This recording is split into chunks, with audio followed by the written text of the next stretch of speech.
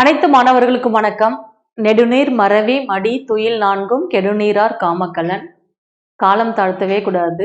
நெடுநீர் மறவி மறந்து போயிடக்கூடாது நம்ம படிக்கிற விஷயங்களை. மடி சோம்பேறித்தனமா இருக்கக்கூடாது. துயில் தூங்கிட்டே இருக்கக்கூடாது. இது நாளும் செய்யறவங்க கெட்டு போறவங்க ஏறி போற படகு அப்படின்னு சொல்றாரு திருவள்ளுவர். நெடுநீர் மறவி மடி துயில் நான்கும் கெடுநீரார் காமக்கலன். நம்மெல்லாம் ஒரு பெரிய இடத்துக்கு போக போகிறோம். இந்த 4 விஷயங்களும் இல்லாமல் இருக்கணும். காலம் தாழ்த்தவே தாழ்த்தாதீங்க. ப்ரோகாஸ்டினேஷன் இருக்கவே கூடாது. யூ கேன் அப்படின்னு ஒரு டெஸ்ட்டு 2 நடந்தது. அதுக்கான எக்ஸ்பிளனேஷன் வீடியோ நம்ம பாலிட்டி பார்க்க போகிறோம். இந்த மாதிரி டெஸ்ட் எல்லாம், இந்த ஸ்டேட் லெவல் டெஸ்ட் எல்லாம் எல்லா ஸ்டூடெண்ட்ஸுமே எழுதணும் கண்டிப்பாக. அப்போ தான் நம்ம எந்த இடத்துல இருக்கோம் அப்படின்னு நமக்கு தெரியும். இதுலேருந்து நிறைய கொஷின்ஸ் நம்ம கரண்ட் அஃபேர்ஸ் ரிலேட்டடாக நிறைய கொஷின்ஸ் எடுத்திருக்கோம். அதெல்லாம் நீங்கள் தெரிஞ்சுக்கலாம். வெறும் ஃபேக்சுவலான கொஷின் மட்டும் நம்ம படிக்கிறதோ இல்லை கான்செப்ட் ஓரியன்டோ படிக்கிறதோ இல்லாமல் கரண்ட் அஃபேர்ஸ் ரிலேட்டடாக நம்மளை அப்டேட் பண்ணிக்கிறதுக்காக நிறைய கொஷின்ஸ் இதில் கொடுத்துருக்குறாங்க. நம்ம அந்த மாதிரி படித்து பார்த்தா மட்டும்தான், அந்த டெஸ்ட்டை எழுதி பார்த்தா தான் இந்த மாதிரி கொஷின்ஸ் எல்லாம் நம்ம அட்டன் பண்ண முடியும். வாங்க இந்த கொஷின்ஸ்க்கு போகலாம். பாருங்கள், first question. With reference to the updated edition of the Sindhi translation of the Constitution of India released in April 2026, consider the following statement. This edition was released by President Draupadi Murmu. This updated edition was released simultaneously in 2 script, Devanagari and Arabic. April 2026 வெளியிடப்பட்ட இந்திய அரசியலமைப்பின் சிந்து மொழிபெயர்ப்பின் புதுப்பிக்கப்பட்ட பதிப்பு தொடர்பாக பின்வரும் கூற்றுகளை கவனி. இந்த பதிப்பு குடியரசுத் தலைவர் திரௌபதி முர்முவால் வெளியிடப்பட்டது. இதுலதான் ஒரு டெஸ்ட் வச்சிருக்காங்க. குடியரசுத் தலைவர் திரௌபதி முர்மு வெளியிட்டாங்களா அப்படின்னாக்கா இல்ல. குடியரசு துணைத் தலைவர் CP ராதாகிருஷ்ணன் அவர்களால் வெளியிடப்பட்டதுதான் சிந்தி மொழிபெயர்ப்போட அரசியலமைப்பு. இது புதுப்பிக்கப்பட்ட பதிப்பு தேவநாகிரி மற்றும் பாரசீகம் ஆகிய 2 எழுத்து வடிவங்களில் ஒரே நேரத்தில் வெளியிடப்பட்டுள்ளது. இதுவும் சரி, 2 மட்டும்தான் சரி. ஃபர்ஸ்ட்டுக்கு தப்பு. CP ராதாகிருஷ்ணன் அப்படின்ற துணை குடியரசுத் தலைவரால் இது வெளியிடப்பட்டிருப்பாங்க. சிந்தி அப்படின்றது நம்ம இந்தியாவின் 15வது மொழியாக அங்கீகரிக்கப்பட்ட மொழி. 21வது சட்டத்திருத்தம் 1967 ஆட் பண்ணிருப்பாங்க. அந்த சிந்தி லாங்குவேஜில் இப்போ டிரான்ஸ்லேஷன் பண்ணி நம்மளுடைய கான்ஸ்டியூஷனை கொடுத்துருக்குறாங்க. ஒரிஜினலான கான்ஸ்டியூஷன் எப்படிங்க இருக்கும்? ஹிந்திலையும் ஆங்கிலத்திலையும் இருக்கும். ஆங்கிலத்தில் எழுதியவர் யாரு? பிரேம் பிகாரி நரேன் ரைஜடா என்பவரால் எழுதப்பட்டது. இத்தாலி பாணியில் எழுதப்பட்டது. இட்டாலிக் ஸ்டைல் எழுதியிருக்கிறாங்க. அதை டெக்கரேட் பண்ணவங்க யாரு? சாந்தி நிகேதன், நந்தலால் போஸ் மற்றும் பியோகர் ராம் மனோகர் சின்ஹா. முகவுரையை மட்டும் வடிவமைத்தவர், முகவுரையை மட்டும் டெக்கரேட் பண்ணவர் யாருன்னா பியோகர் ராம் மனோகர் சின்ஹா. இதுவே ஹிந்தி பதிப்புல எழுதினவர் வசந்த் கிருஷ்ணா வைத்தியா. அதை டெக்கரேஷன் பண்ணது நந்தலால் போஸ் அப்படின்னு படிப்போம். இது சிந்தி மொழியில மொழிபெயர்த்திருக்காங்க. CP ராதாகிருஷ்ணன் அப்படின்ற ஒரு நம்மளுடைய துணை குடியரசுத் தலைவரால தான் ரிலீஸ் பண்ணப்பட்டது. சரியா? இது தப்பு. அடுத்த கொஸ்டின் பார்க்கலாம். 2வது question. In which session of the Indian National Congress was the resolution passed to form the Constitution Assembly elected on the basis of Adal Francis?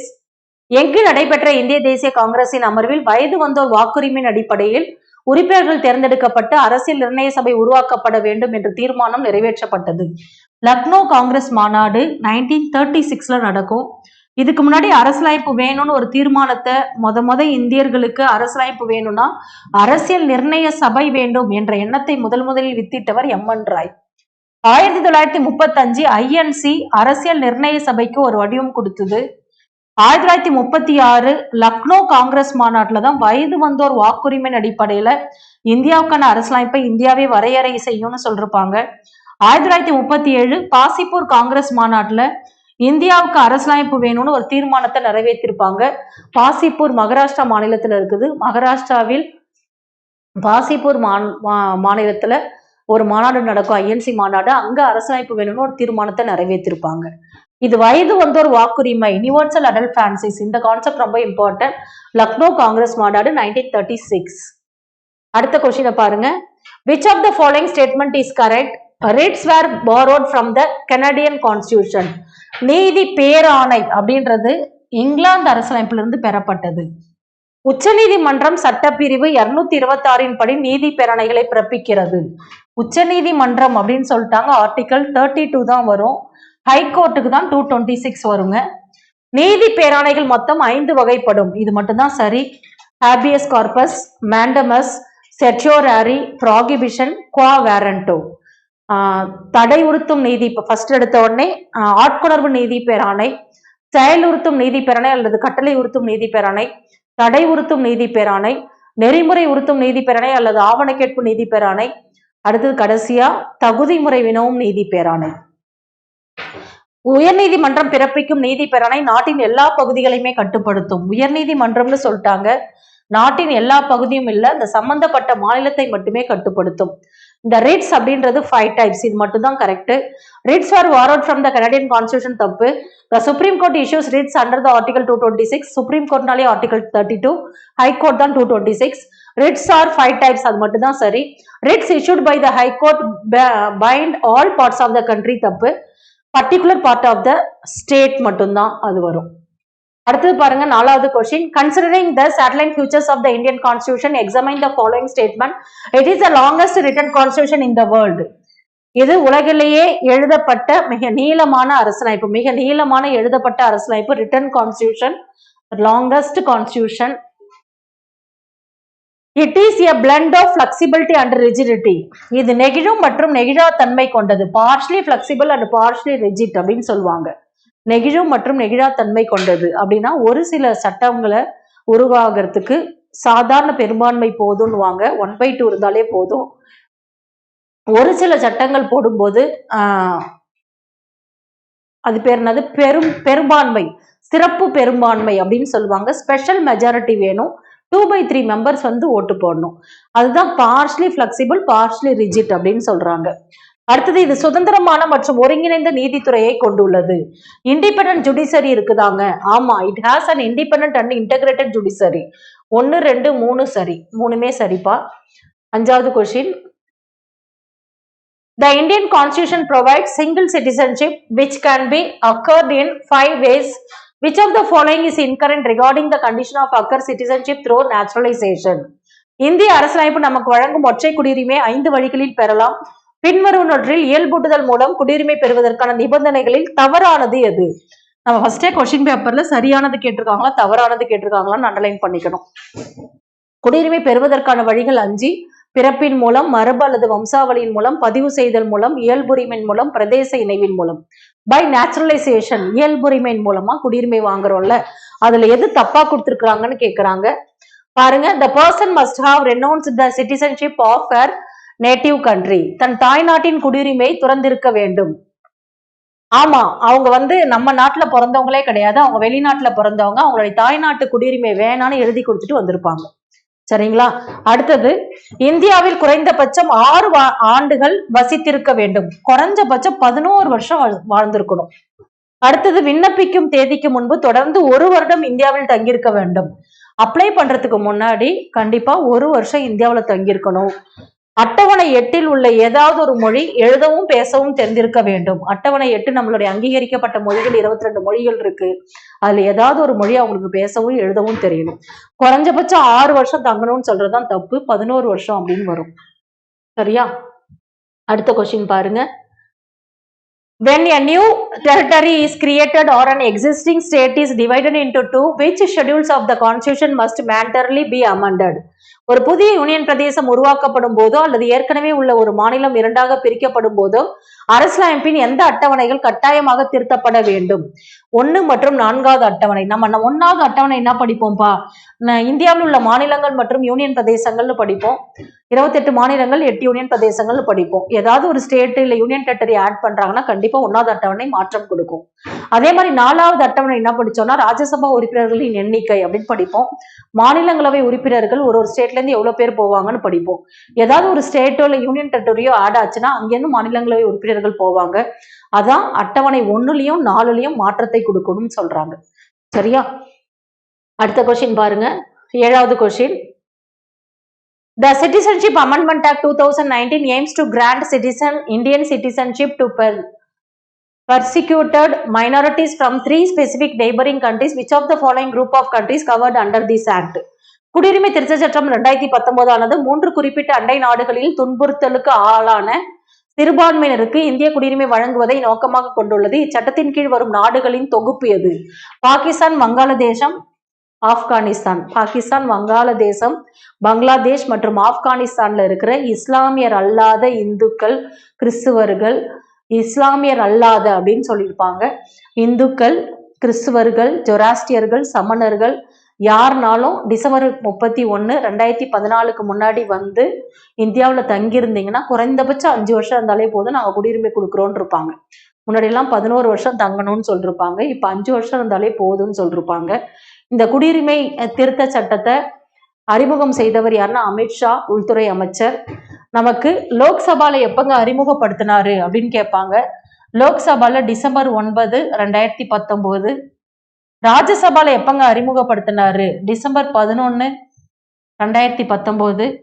குடியரசுத் தலைவர் கையெழுத்து எப்பங்க போட்டாரு? மறுநாளே போட்டுட்டாருங்க, டிசம்பர் 12ஆம் தேதியே 2019. எப்பங்க நடைமுறைப்படுத்தினாங்க அப்படின்னா ஜனவரி 10, 2020. இது 4 இயரும் ஞாபகம் வச்சுக்கணும். அரசியல் நிர்ணய சபையின் முதல் கூட்டம் டிசம்பர் 9, அரசியல் நிர்ணய சபையின் 2வது கூட்டம் டிசம்பர் 11 படிப்போம். அதை ஞாபகம் வச்சுக்கிட்டே படிங்க. லோக்சபால எப்ப அறிமுகப்படுத்துறாங்கன்னா டிசம்பர் 9, 2019. ராஜ்யசபால எப்ப அறிமுகப்படுத்துறாங்கன்னா டிசம்பர் 11, 2019. குடியரசுத் தலைவர் கையெழுத்து எப்ப போட்டாருன்னா டிசம்பர் 12, 2019. நடைமுறைப்படுத்துறது ஜனவரி 10, 2020. சரியா?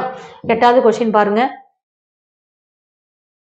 The President of India is elected through an indirect election by the system of single transferable vote by who among the following is not a member of the electoral college that participated in the presidential election? நிறைய எக்ஸாம்ல கேட்ட question இது. ஒற்றை மாற்று வாக்கு விகிதாச்சார முறையில் அமைந்த மறைமுக தேர்தல் மூலம் குடியரசுத் தலைவர் தேர்ந்தெடுக்கப்படுகின்றனர். குடியரசுத் தலைவர் தேர்தலில் பங்கு பெறும் வாக்காளர் குழுவின் உறுப்பினர்களில் பொருந்தாதவர் யார்? பொருந்தாதவங்க யாரு? வாக்காளர் குழு எலக்ட்ரல் காலேஜ்ல யாரெல்லாம் இருக்க மாட்டாங்கன்றாங்க. நாடாளுமன்றத்தின் 2 அவைகளுமே லோக்சபா, ராஜ்யசபா 2 அவை இருக்கும். இங்க யாரெல்லாம் ஓட்டு போடுறாங்க? 543 + 2, 233 + 12. இதுல யார் ஓட்டு போறாங்கன்னா இவங்க போடுவாங்க, இவங்க போட மாட்டாங்க, இவங்க போடுறாங்க, இவங்க போட மாட்டாங்க. நாடாளுமன்றத்தின் 2 அவைகளிலுமே தேர்ந்தெடுக்கப்பட்ட உறுப்பினர்கள் ஓட்டு போடுறாங்க. மாநில சட்டப்பேரவையில் தேர்ந்தெடுக்கப்பட்ட உறுப்பினர்கள் இப்ப தமிழ்நாட்டுல 234 மெம்பர்ஸ் இருக்கிறாங்க சட்டமன்ற உறுப்பினர்கள். ஒருத்தவர் யாருன்னா ஆங்கிலோ இந்தியன் சமூகத்தை சேர்ந்தவங்க. இவர் ஓட்டு போட மாட்டாரு, இவர் போடுவாரு. அது உண்டு. அடுத்து புதுச்சேரி, டெல்லி சட்டமன்றங்களில் தேர்ந்தெடுக்கப்பட்ட உறுப்பினர்கள். சட்ட மேலவையில் தேர்ந்தெடுக்கப்பட்ட உறுப்பினர்கள். சட்ட மேலவை சுத்தமாவே கலந்துக்காது. சட்ட மேலவை மொத்தம் 6 ஸ்டேட்ல தான் இருக்கும். 6 ஸ்டேட்ல தான் சட்ட மேலவை இருக்கும். அதனால இந்த 6 ஸ்டேட்டுமே கலந்துக்காது. மற்றவங்க எல்லாருமே வராங்க. இது எல்லாமே உங்களுக்கு தெரிஞ்ச கொஸ்டின் தான். 9வது கொஸ்டின் பாருங்க. Which of the following statement is incorrect? The first session of the Constitution Assembly was held on December 9, 1946. முதல் கூட்டம் அரசியல் நிர்ணய சபையோட முதல் அமர்வு டிசம்பர் 9, 2046 நடைபெற்றது. 1946 நடைபெற்றது. The main objective of the first session of the Constitution Assembly was to elect the temporary president. அரசியல் நிர்ணய சபையின் முதல் அமர்வின் கருப்பொருள் தற்காலிக தலைவரை தேர்ந்தெடுப்பது. The practice of electing the temporary president was adapted from the France. தற்காலிக தலைவர் தேர்ந்தெடுக்கும் முறை பிரெஞ்சு நாட்டிலிருந்து எடுக்கப்பட்டது. பிரெஞ்சு நாட்டில இருந்தா எடுத்தாங்க. அரசியல் நிர்ணய சபையின் முதல் தற்காலிக தலைவர் டாக்டர் சச்சிதானந்த சின்ஹா. ஜே.பி. கிருபாலனி கிடையாது, டாக்டர் சச்சிதானந்த சின்ஹா. டாக்டர் சச்சிதானந்த சின்ஹாவை தேர்ந்தெடுக்கலான்னு வழிமொழிந்தவர் யாருன்னா ஆச்சாரியா ஜே.பி. கிருபாலனி. ஆச்சாரிய ஜே.பி. கிருபாலனி யாருன்னா 46, 47 ஐஎன்சியோட தலைவரா இருப்பாரு. ஆனா தற்காலிக தலைவரை யாரதான் தேர்ந்தெடுத்தாங்கன்னா டாக்டர் சச்சிதானந்த சின்ஹா. இந்த கூட்டத்திலே வயதானவர் அவர் தான். சரியா? அடுத்து 10வது கொஸ்டின் பாருங்க. Identify the name of the case based on the following statement. This case is popularly known as 9th schedule case. This case held that the laws placed in the 9th schedule after 1973 can be subjected to judicial review if they violate fundamental rights. பின்வரும் கூற்றுகளை கொண்டு வழக்கின் பெயரை கண்டறிக. இந்த வழக்கு 9வது அட்டவணை வழக்கு என்று அழைக்கப்படுகிறது. ஐஆர் கோகிலே வழக்கு 2007 போட்டிருப்பாங்க. இதுதான் 9வது அட்டவணை வழக்குன்னு சொல்றாங்க. இந்த வழக்கு 9வது அட்டவணையில் 1973 ஆண்டிற்கு பிறகு சேர்க்கப்பட்ட சட்டங்கள் அடிப்படை உரிமைகளை மீறினால் அவற்றை நீதி புனராய்வு உட்படுத்தலாம் அப்படின்னு சொல்லிருப்பாங்க. இதுக்கு முன்னாடி 13 சட்டங்கள் இருக்கும், அது நீதி புனராய்வுக்கு உட்பட்டது அல்லன்னு சொல்லிருப்பாங்க. இந்த கேசவந்தா பாரதி வழக்கு 1973 நடந்ததுக்கு அப்புறம் ஏப்ரல் 24 1973 அப்புறம் இந்த 9th ஷெட்யூல்ல வைக்கிற எந்த ஒரு சட்டங்களும் நீதி புனராய்வுக்கு உட்படுத்தலாம் அப்படின்னு சொல்லிருப்பாங்க. நீதி புனராய்வுக்கு உட்படுத்தலாம்னு சொல்லிருப்பாங்க. ஐஆர் கோகலே வழக்குல 2007 நடந்தது. உங்களுக்கு தெரியும் மினர்வா மில்ஸ் வழக்கு 1980 அடிப்படை உரிமைகளும் அரசுக்கு வழிகாட்டும் நெறிமுறை கோட்பாடும் சமநிலை வாய்ந்தவை அப்படின்னு கொடுத்திருக்கோம். இந்த பாலாஜி ராகவன் வழக்கு 1995 நடந்தது. பத்ம விருதுகள் பாரத ரத்னா, பத்மஸ்ரீ, பத்மபூஷன் அப்படின்றது அது என்னது அந்த பட்டங்களின் வகைப்பாட்டில் வராது அப்படின்னு சொல்லிருப்பாங்க. பாரத ரத்னா அப்படின்ற வார்த்தைகளை அந்த விருதோட பேரை ப்ரிஃபிக்ஸ்லயோ சஃபிக்ஸ்லயோ யூஸ் பண்ணிக்கலாம் அப்படின்னு பாலாஜி ராகவன் கேஸ்ல 1995ல சொல்லிருப்பாங்க. இந்திரா சகானி வழக்கு என்னன்னா இந்த கிரீமி லேயரை பத்தி சொல்ற வழக்கு தான் இந்திரா சகானி வழக்கு 1992. இந்த கிரீமி லேயரை அடையாளப்படுத்துறதுக்காக ராம்நந்தன் அப்படின்னு ஒரு தலைமையில ஒரு குழு அமைச்சிருப்பாங்க. இதுல ஐஆர் கோகலே வழக்கு 2007 ஜுடிஷியல் ரிவ்யூ பண்ணலாம் 9வது அட்டவணையில இருக்கிற எந்த சட்டங்களையா இருந்தாலும் அப்படின்னு கொடுத்திருப்பாங்க. சரியா? அடுத்தது 11வது கொஸ்டின் போலாம். Consider the following purse. பண்பு குடியரசுத் தலைவர், பிரதமர். பதவியின் தன்மை அரசின் தலைவர், அரசாங்கத்தின் தலைவர். பாருங்க, குடியரசுத் தலைவரை அரசின் தலைவர்னு சொல்றாங்க, பிரதமரை அரசாங்கத்தின் தலைவர்னு சொல்றாங்க. ஹெட் ஆஃப் த ஸ்டேட் இவரு ஹெட் ஆஃப் த கவர்மெண்ட். இந்த ஹெட் ஆஃப் த ஸ்டேட், ஸ்டேட்னா என்னெல்லாம் இருக்கும் அப்படின்னா ஃபர்ஸ்ட் டெரிட்டரி இருக்கும், நிலம் இருக்கும், பீப்புள்ஸ் இருப்பாங்க, கவர்மெண்ட் இருக்கும், அடுத்தது சவரனிட்டி அப்படின்றாங்க, இறையாண்மை இருக்கும். மத்திய அரசின் தலைவர் குடியரசுத் தலைவர், மத்திய அரசாங்கத்தின் தலைவர் பிரதமர், மாநில அரசின் தலைவர் ஆளுநர், மாநில அரசாங்கத்தின் தலைவர் முதலமைச்சர். டி0 எக்ஸிகியூட்டிவ் என்று அழைக்கப்பட்டவர் யார் அப்படின்னா குடியரசுத் தலைவர். டி ஃபேக்டோ எக்ஸிகியூட்டிவ் என்று அழைக்கப்பட்டவர் யாருன்னா பிரதமர். உண்மையான அதிகாரம் படைத்தவர் பிரதமர், பெயரளவிலான தலைவர் குடியரசுத் தலைவர். சரியா? நாட்டின் அரசின் தலைவர், அரசாங்கத்தின் தலைவர். இவருக்கு வந்து பதவி பிரமாணம் பண்ணிக்கிறவர் உச்சநீதிமன்ற தலைமை நீதிபதி, இவருக்கு பதவி பிரமாணம் பண்ணிக்கிறவர் குடியரசுத் தலைவர். ரெண்டு இணையுமே சரியாதான் இருக்கு. சரியா? அடுத்த கொஸ்டின் போலாம். 14வது கொஸ்டின். பின்வரும் கூற்றுகளை கவனி. அரசியல் நிர்ணய சபையின் சின்னம் யானை. ஆமா, அரசியல் நிர்ணய சபையோட சின்னம் யானை. நேஷனல் ஹெரிட்டேஜ் அனிமல் எதுனா யானை. தேசிய பாரம்பரிய விலங்கும் யானை தான். 2010 அறிவிச்சிருப்பாங்க. அரசியல் நிர்ணய சபையின் சட்ட ஆலோசகர் BN ராவ், பெனிகல் நர்சிங் ராவ் அப்படின்னு ஒருத்தர் இருந்தாரு. அவர் தான் சட்ட ஆலோசகர், லீகல் அட்வைசர். அரசியல் நிர்ணய சபையில் மொத்தம் 15 பெண் உறுப்பினர்கள் இருந்தனர். ஆமா, 15 உமன் ரெப்ரசன்டேட்டிவ் தான் இருப்பாங்க. இதுல எது சரினா 1, 3 சரி, 2 தப்பு. MN ராய் கிடையாது. MN ராய் யாருன்னா 1934 அரசியலமைப்பு வேணும்னா அரசியல் நிர்ணய சபை வேணும் அப்படின்ற எண்ணத்தை முதலில் வித்திட்டவர் MN ராய். இவர் பேர் BN ராவ், பெனிகல் நர்சிங் ராவ். அடுத்த கொஸ்டின் பாருங்க. 13வது question. There are 11 officially recognized classical language in India. All which of they are included in the 8th schedule of the Constitution? Which of the following language is incorrect among those guaranteed classical language status by the Government of India 2024? இந்தியாவில் அதிகபூர்வமான அங்கீகரிக்கப்பட்ட 11 செம்மொழிகள். ரொம்ப important. நமக்கு முன்னாடி school புக்ல 6 செம்மொழிகள் இருக்குன்னு சொல்லிருப்பாங்க. 6 செம்மொழிகள் எது அப்படின்னா ஃபர்ஸ்ட் எந்த மொழிக்கு செம்மொழி அந்தஸ்து கொடுத்தாங்கன்னா தமிழுக்கு 2004, சமஸ்கிருதம் 2005, தெலுங்கு கன்னடம் 2008, மலையாளம் 2013, ஒடியா 2014. அக்டோபர் 3, 2024 அப்புறம் ஒரு 5 மொழி செம்மொழியா அறிவிச்சிருப்பாங்க. அசாமி, பெங்காலி,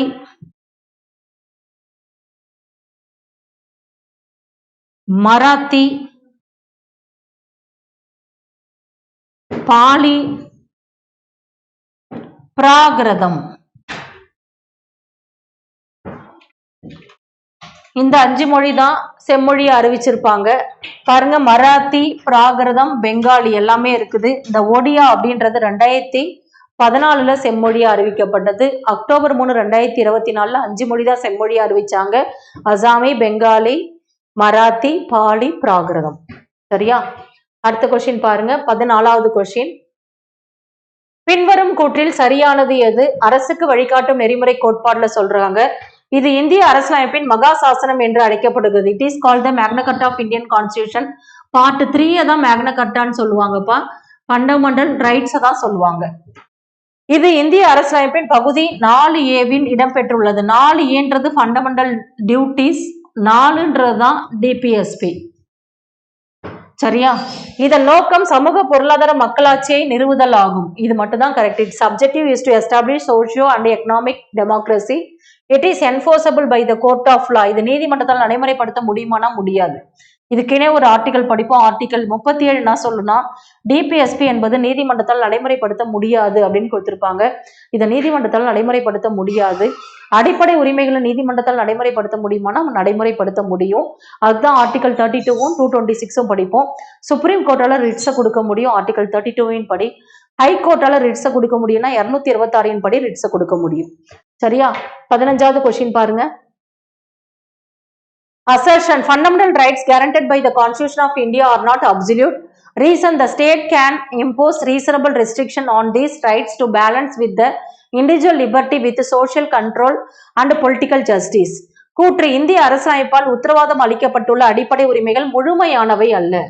முழுமையானவை அல்ல அடிப்படை உரிமைகள் அப்படின்றது ஒரு சில இடத்துல ரெஸ்ட்ரிக்ஷன் கொடுத்திருப்பாங்க. சட்டத்திற்கு முன் அனைவரும் சமம்னு சொன்னா கூட ஆர்டிகல் 361 குடியரசுத் தலைவருக்கும் ஆளுநருக்கும் ஸ்பெஷல் ப்ரொவிஷன்ஸ் கொடுத்திருக்கோம். ஆர்டிகல் 105 எம்பிக்கான ஸ்பெஷல் ப்ரொவிஷன்ஸ் கொடுத்திருப்பாங்க. ஆர்டிகல் 194 எம்எல்ஏக்கான ஸ்பெஷல் ப்ரொவிஷன்ஸ் கொடுத்திருப்பாங்க. அடுத்தது காரணம்: தனிநபர் சுதந்திரம், சமூக கட்டுப்பாடு மற்றும் அரசியல் நீதி ஆகியவற்றுக்கு இடையே சமநிலையை ஏற்படுத்த அரசு உரிமைகள் மீது நியாயமான கட்டுப்பாடுகளை விதிக்கலாம். அரசு நினைச்சா நியாயமான கட்டுப்பாடுகளை விதிக்கலாமனா? ஆமாங்க. கூற்று மற்றும் காரணம் சரி. மேலும் காரணம் கூற்றுக்கான சரியான விளக்கம். நம்ம படிச்சிருப்போம். ஆர்டிகல் 352 படி தேசிய நெருக்கடி நிலை அமல்படுத்தும் போது ஆர்டிகல் 19 தானாகவே நிறுத்தப்படுகிறது. விதி 20, 21 யாராலையுமே எடுக்க முடியாது. குடியரசுத் தலைவரால் நினைச்சா கூட எடுக்க முடியாதுன்னு சொல்லுவாங்க. பாருங்க, இந்த 19 தானாகவே நிறுத்துறாங்க அப்படின்னா என்னது? இதை கட்டுப்படுத்த முடியும். அரசால நினைச்சா கட்டுப்படுத்த முடியும். அதுதான் கொடுத்திருக்கிறாங்க. முழுமையானவை அல்ல. கட்டுப்பாடு மற்றும் அரசியல் நீதி ஆகியவற்றுக்கு இடையே சமநிலையை ஏற்படுத்துவதற்காக நியாயமான கட்டுப்பாடுகளை விதிக்கலாம். அடுத்து 16 கொஸ்டின் பாருங்க. இந்திய குடியரசுத் தலைவருக்கான பதவி நீக்க தீர்மானத்தை நாடாளுமன்றத்தில் ஏதேனும் ஒரு அவையில் கொண்டு வரலாம். கண்டிப்பா இந்த பதவி நீக்கம் இம்பீச்மெண்ட் பத்தி ஆர்டிகல் 61 சொல்லும். இந்த கான்செப்ட் நம்ம எங்கேருந்து எடுத்தோம்னா அமெரிக்கால இருந்து எடுத்தோம். அடுத்தது ஒரு குடியரசுத் தலைவரை பதவி நீக்கம் செய்யும் அதிகாரம் யாருக்குள்ளதுன்னா நாடாளுமன்றத்துக்கு தான் உள்ளது. இது வரைக்கும் எந்த குடியரசுத் தலைவரால் பதவி நீக்கம் பண்ணிருக்காங்களான்னா கிடையாது. இந்த பதவி நீக்க தீர்மானத்தை லோக்சபால எடுத்துட்டு வருவாங்களா, ராஜ்யசபால எடுத்துட்டு வருவாங்களான்னா 2 அவையிலுமே எடுத்துட்டு வரலாம். எந்த அவையில எடுத்துட்டு வராங்களோ அந்த அவையில 4ல் 1 பங்கு பேர் கையெழுத்து போடணும். சைன் பண்றது 1/4. எத்தனை நாளுக்கு முன்னாடி நோட்டீஸ் தரணும்? 14 days நோட்டீஸ் தரணும். 2 அவையிலுமே 2/3 மெம்பர்ஸை வச்சு நிறைவேற்றி ஒரு குடியரசுத் தலைவரை பதவி நீக்கம் பண்ணுவாங்க. இதுதான் கான்செப்ட். சரிங்களா? இதுல என்ன சொல்றாங்க பாருங்க.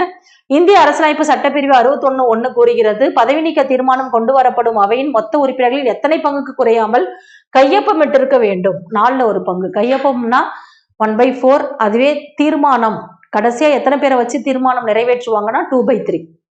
சிறப்பு பெரும்பான்மைன்னு சொல்லுவாங்க 2/3. பாருங்க, 17வது கொஸ்டின் பார்க்கலாம். Find the incorrect pair minor committees. Committees on the functions of the Constitution Assembly, Order of Business Committee, Committee on Chief Commissioner Provinces, Expert Committee on Financial Provisions அப்படின்னு அவங்க பேரெல்லாம் கொடுத்துருக்காங்க. நம்ம அரசியல் நிர்ணய சபை ஆரம்பிக்கிறதுக்கு மேஜர் கமிட்டி 8ன்னு படிப்போம். ஒன்றிய அதிகார குழு, ஒன்றிய அரசியலமைப்பு குழு, மாநில குழுவோட ஹெட் நேரு. அடுத்தது மாகாண அரசியலமைப்பு குழு, ஆலோசனை குழு advisory committee Sardar Vallabhbhai Patel. Rules of procedure committee செயல்முறை குழுவின் விதிகள் குழு, இயக்க குழு டாக்டர் ராஜேந்திர பிரசாத். வரைவு குழுவோட ஹெட் டாக்டர் BR அம்பேத்கர் அப்படின்னு படிப்போம். அது இல்லாமல் மைனர் கமிட்டிஸ் அப்படின்னு சொல்லிட்டு ஒரு 15 கமிட்டிஸ் இருக்கு. அந்த மைனர் கமிட்டி பத்தி தான் கொடுத்துருக்குறாங்க. அரசியல் நிர்ணய சபையின் செயற்குழு GV மௌலாங்கர், வர்த்தக ஆணைக்குழு KM முன்ஷி, தலைமை ஆணையர்களின் மாகாண குழு பட்டாபி சீதாராமையா, நிதி நிபுணர் குழு. இந்த நிதி நிபுணர் குழுவோட ஹெட் யாருன்னா நளினி ராஜன் சர்க்கார். நளினி ராஜன் சர்க்கார் இந்த வர்தாச்சாரியார் அப்படின்றவரு உச்ச நீதிமன்றத்திற்கான தற்காலிக குழு அப்படின்னு கொடுத்திருப்பாங்க. உச்ச நீதிமன்ற தற்காலிக குழுவோட ஹெட் தான் வர்தாச்சாரியார். ஓகேவா? இதுதான் இப்ப தப்பா இருக்கு. அடுத்தது 18வது கொஸ்டின் பார்க்கலாம். Which of the following statement is incorrect? பின்வரும் கூற்றுகளில் தவறானது எது? தவறானது எதுன்னு தான் கேட்டிருக்கிறாங்க. கட்சி தாவல் தடை சட்டம் 52வது சட்டத்திருத்தம் மூலம் முதல் அரசியலமைப்பில் சேர்க்கப்பட்டது. ஆன்டி டிஃபெக்ஷன் லா அப்படின்னு சொல்றாங்க. Is what added in 52nd amendment act 1985. அப்ப யார் வந்து பிரைம் மினிஸ்டரா இருப்பார்னா ராஜீவ் காந்தி தான் இருப்பாரு. கட்சி தாவல் தடை சட்டத்தை 10வது அட்டவணையில கொண்டு வந்து சேர்ப்பாங்க. இது சரி. கட்சி தாவல் தடை சட்டத்தை அமல்படுத்திய முதல் மாநிலம் ஜம்மு அண்ட் காஷ்மீர். ஜம்மு அண்ட் காஷ்மீர்ல தான் கட்சி தாவல் தடை சட்டத்தை முதல்ல அமல்படுத்திருப்பாங்க. மேற்கு வங்காளம் கிடையாது. கட்சி தாவல் தடை சட்டத்தோடு தொடர்புடைய சட்டப்பிரிவு 101, 102, 190, 191. கட்சி தாவல் தடை சட்டமானது நீதி புனராய்வுக்கு உட்பட்டது என்று ஹிஹோடா கோலா ஹானி வழக்கில் 1993 கூறப்பட்டுள்ளது. இந்த ஹிஹோடா கோலாஹன் case 1993, it was held that the anti-defection law is subject to judicial review. நீதி புனராய்வுக்கு உட்பட்டது அப்படின்னு சொல்லிட்டு இந்த குழுல சொன்னாங்களா? இந்த வழக்குல சொன்னாங்களா 1993? ஆமா. முதல்ல அமல்படுத்தப்பட்ட மாநிலம் ஜம்மு அண்ட் காஷ்மீர் அப்படின்றது மட்டும்தான் இங்க தப்பா இருக்கு. அடுத்தது 19வது கொஸ்டின் பாருங்க. Consider the following landmark Supreme Court judgment with the core fundamental rights. அடிப்படை உரிமைகள் தொடர்பான பின்வரும் உச்சநீதிமன்றத்தின் தீர்ப்புகளை கவனி. மோகினி ஜெயின் வழக்கு 1992, இந்திரா சகானி வழக்கு 1992 தான். நவ்தேஜ் சிங் ஹேகர் வழக்கு 2018. இந்த மோகினி ஜெயின் வழக்கு 1992ல கூட்டுறவு சங்கங்களை அமைக்கும் உரிமை அப்படின்னு கொடுத்திருக்காங்க. இது தப்பு. இது வந்து கல்விக்கான உரிமையை பத்தி கொடுத்திருப்பாங்க. இந்த வழக்குல கல்வி அப்படின்றது தனிப்பட்டவர்களோட உரிமை அப்படின்றதும் கல்விக்கான உரிமையை பத்தி சொல்ற வழக்கு தான் மோகினி ஜெயின் வழக்கு. இந்திரா சகானி வழக்கு பொது வேலை வாய்ப்பில் சம வாய்ப்பு. இது சரி. நவ்ஜேத் சிங் ஹேகர் வழக்கு கல்விக்கான உரிமை கிடையாது, இந்த ஓரின சேர்க்கை அப்படின்றத பத்தி சொல்லியிருக்க வழக்கு தான் இந்த நவ்ஜேத் சிங் ஹேகர் வழக்கு. இதுல எது மட்டும் கரெக்ட்னா இந்திரா சகானி வழக்கு மட்டும்தான். 2வது இணை மட்டுமே சரி. சரியா? இந்த வழக்கு இயரு என்ன சொல்றாங்க அப்படின்னு நம்ம தெரிஞ்சுக்கிட்டா போதும். இதை விட வேற எதுவும் பெருசாலாம் கேட்க மாட்டாங்க. அதனால பாத்துக்கோங்க. மோகினி ஜெயின் வழக்கு 1992, இந்திரா சகானி வழக்கு 1992, நவ்ஜேத் சிங் ஹேகர் வழக்கு 2018. அடுத்தது பாருங்க. Which of the following statement is incorrect related to 42nd Amendment Act 1976, securing the opportunity for the healthy development of the children? குழந்தைகளின் மேம்பாட்டிற்கான வாய்ப்புகளை உருவாக்குதல் 39F படிப்போம். அடுத்தது ஏழைகளுக்கு இலவச சட்ட உதவி கொடுப்பதன் மூலம் சமமான நீதி கிடைக்க வழிவகை செய்தல் 39A படிப்போம். ஏழைகளுக்கு இலவச சட்ட உதவி சொல்லியாச்சு. சுற்றுச்சூழல் மேம்பாடு, காடுகள், வனவிலங்கு பாதுகாப்பு 48A. இது மூணுமே 1976, 42வது சட்டத்திட்டத்துலதான் சேர்த்திருப்பாங்க. கூட்டுறவு சங்கங்கள் மற்றும் தொழில்துறை மேலாண்மைனா 97வது சட்டத்திருத்தம் 2011. 97வது சட்டத்திருத்தம் 2011 சேர்த்திருப்பாங்க. இது மட்டும்தான் தப்பு, மற்றது எல்லாமே சரி. அடுத்தது பார்க்கலாம். 21வது கொஸ்டின். இந்திய குடியரசுத் தலைவரின் தடுப்பு அதிகாரங்கள் தொடர்பாக பின்வரும் கூற்றுகளை கவனி. Regarding the veto powers of the president of India, consider the following statement. Veto powers அப்படின்னாலே 4 டைப் ஆஃப் வீட்டோ பவர்ஸ் இருக்கு.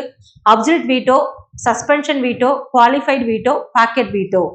இந்த 4 வகையான வீட்டோ பவர் நவீன அரசுகள்ல இருக்குது. இந்திய அரசுல குவாலிஃபைட் வீட்டோ மட்டும் கிடையாது, மற்ற 3 வீட்டோ பவரும் இருக்கு. அப்சல்யூட் வீட்டோ அப்படின்னா முழுமையான நிறுத்தி வைக்கும் அதிகாரம். சஸ்பென்ஷன் வீட்டோ தற்காலிக நிறுத்தி வைக்கும் அதிகாரம். குவாலிஃபைடு வீட்டோ தகுதி வாய்ந்த நிறுத்தி வைக்கும் அதிகாரம். பாக்கெட் வீட்டோனா பாக்கெட் வீட்டோ தான். இதுல இந்தியன் பிரசிடென்ட்டுக்கு எது கிடையாதுன்னா குவாலிஃபைடு இல்லை, மற்றது 3 இருக்குதுங்க. இந்த அப்சல்யூட் வீட்டோ பத்தி கொடுத்திருக்காங்க. என்ன கொடுத்திருக்காங்கன்னு பார்ப்போம். பண மசோதா தொடர்பாக குடியரசுத் தலைவர் தற்காலிக வீட்டோ அதிகாரத்தை கொண்டிருக்கின்றார்.